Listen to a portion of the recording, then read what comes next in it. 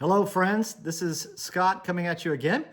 We had a great chat last time about how school administrators operate as leaders of care, not just command and control, but people who literally care for those that are in their care.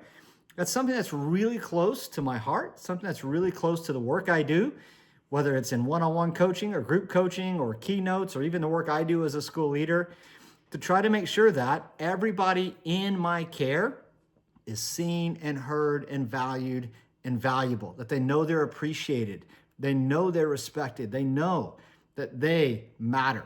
So what I try to do is I try to help other school leaders create that same kind of culture. And last time I talked about the fact that it is up to us, the school leader, to regulate the nervous system of our schools. So I want to spend a little bit of time talking about that today. Schools, institutions, organizations have a central nervous system, just like we have one in our body. And that nervous system regulates the emotional temperature of that institution the same way that our central nervous system regulates our emotional states. And so you can feel it.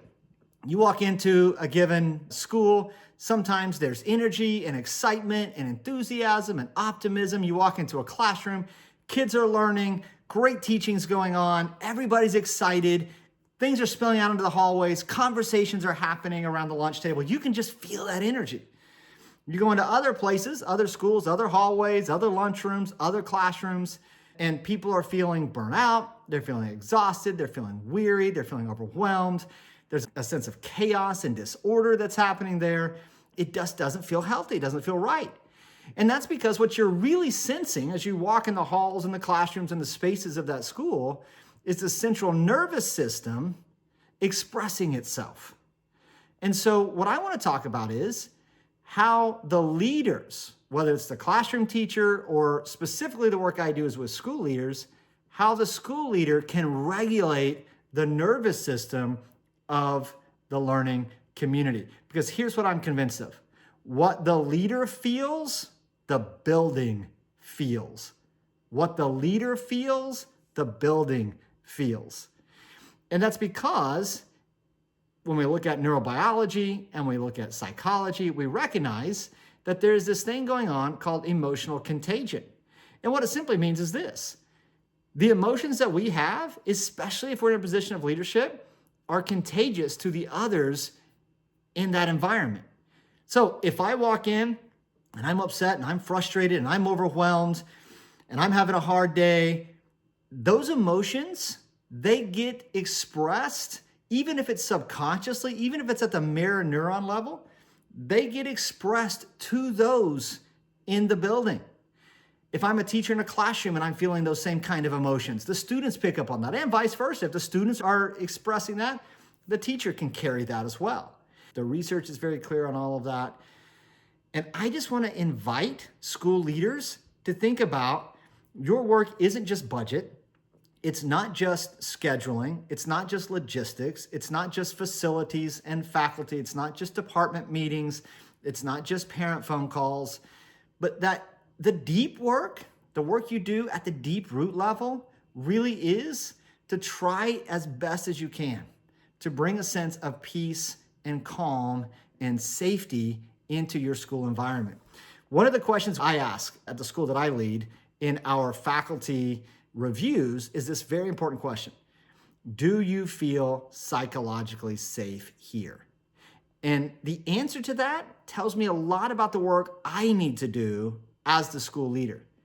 As this person who shapes the culture and the climate, what work do I need to do to make sure that the faculty and the staff and the leadership team feels safe to do the work they're being asked to do?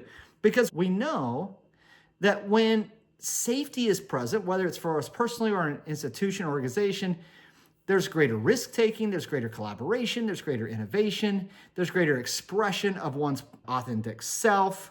Our best selves tend to show up the more safe we feel.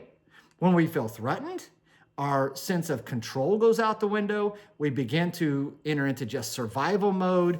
We hunker down, we close up, we armor up, to borrow from Brené Brown.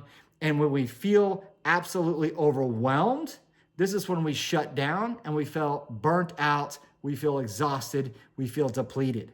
So the more that I, as the leader, can shape a culture and environment where people feel safe to operate, safe to show up, safe to be their most authentic selves, that's a place where the nervous system is able to express itself in healthy ways. So how do I do that? Well, first of all, I've got to, as best I can, regulate my own nervous system. There's a whole host of renewal practices that leaders can do, macro renewal practices, vacations, working out at the gym, going for long runs, yoga, going to get coffee with friends, stepping away from the work, setting boundaries on your time.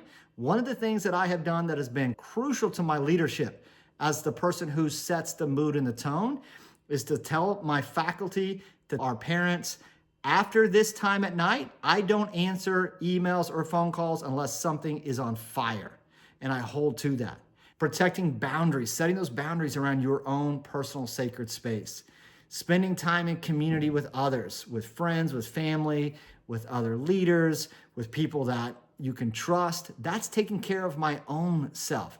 There's micro renewal practices that you can do throughout the day, taking walks around your building, going outside and getting some sunshine, going and grabbing a second cup of coffee, whatever that looks like for you. It's scheduling those micro renewals within your own day. So that's one way school leaders can regulate the central nervous system of your space, is making sure that your own central nervous system is taken care of. Then it's thinking about, how do I make sure that the nervous system of those in my space is regulated? So it's things like gratitude. There is nothing that calms people down more than just knowing that they are valued, that they are appreciated, that they are seen and honored for who they are. So I try to make it a point to tell my faculty all the time, I am super thankful for you. Another way, leaders, that I think you can help set the tone is asking this very important question. How can I help you? How can I serve you? Where do you, the faculty, the leadership team, the staff, need me to serve you, to care for you? Just knowing that you're willing to ask that question makes a massive difference. When their central nervous system isn't in fight or flight mode, they know, you know what, I can show up having a bad day. I can show up with a big idea. I can bring to my leader a frustration I'm having with this student or family or situation, and they're gonna listen because they respect me and they value me. So there's a lot of other ways, and I talk about this a lot in my work. So if you need additional resources for that, I invite you to scan through the archives in the Insightful Educator newsletter. Reach out to me. I would love to help you think through this. I offer group coaching. We have our 2026 Flourishing School Leaders cohort that is launching, and this is one of the sessions we're going to deal with. I've got leaders from literally around the world engaged in this. If you want to be a part of that, you can check out the link in the newsletter. I do one-on-one executive leadership coaching. So if you're somebody that says, I just need somebody on a consistent basis to show up for me and let me know that I'm doing a good job, to bounce ideas off of, to just support and encourage, I love doing that for school leaders. I also do retreats, I do workshops, I do seminars, I do keynotes. So if I can help in any way help you lead a healthy, flourishing school, let me know. Thank you so very much.